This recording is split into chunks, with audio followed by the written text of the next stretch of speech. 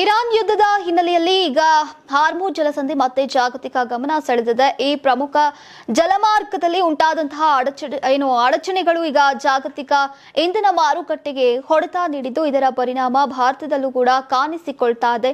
ಭಾರತದಲ್ಲಿ LPG ಸಿಲಿಂಡರ್ಗಳ ಪೂರೈಕೆ ಈಗಾಗಲೇ ಹಲವು ಕಡೆ ಅಸ್ತವ್ಯಸ್ತವಾಗಿದ್ದು, ಈಗ ಮುಂದಿನ ದಿನಗಳಲ್ಲಿ ಕೊರತೆ ಹೆಚ್ಚಾಗುವಂತಹ ಆತಂಕ ವ್ಯಕ್ತವಾಗಿದೆ.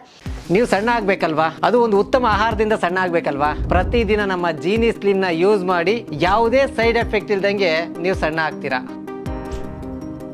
ಇನ್ನು ಈ ನಡುವೆ ಹಾರ್ಮುಜ್ನಲ್ಲಿ ಸಿಲುಕಿದ್ದಂತಹ ಹಡಗುಗಳಿಗೆ ಸುರಕ್ಷಿತ ಮಾರ್ಗ ಒದಗಿಸ್ತಾ ಇದ್ದಂತಹ ಅಮೆರಿಕದ ಪ್ರಾಜೆಕ್ಟ್ ಫ್ರೀಡಮ್ ಯೋಜನೆಯನ್ನ ಈಗ ತಾತ್ಕಾಲಿಕವಾಗಿ ಸ್ಥಗಿತಗೊಳಿಸಲಾಗಿದೆ.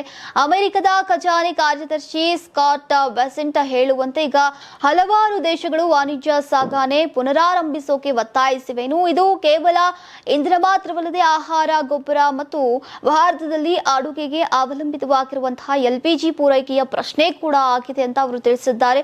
ಆದರೆ ಅಮೆರಿಕ ಅಧ್ಯಕ್ಷ ಡೊನಾಲ್ಡ್ ಟ್ರಂಪ್ ಸ್ಪಷ್ಟಪಡಿಸುವಂತೆ ಈಗ ಇರಾನ್ ಜೊತೆ ನಡೀತಾ ಇರುವಂತಹ ಮಾತುಕತೆಗಳ ಹಿನ್ನೆಲೆಯಲ್ಲಿ ಈ ಯೋಜನೆಗೆ ತಾತ್ಕಾಲಿಕ ವಿರಾಮವನ್ನ ನೀಡಲಾಗಿದೆ.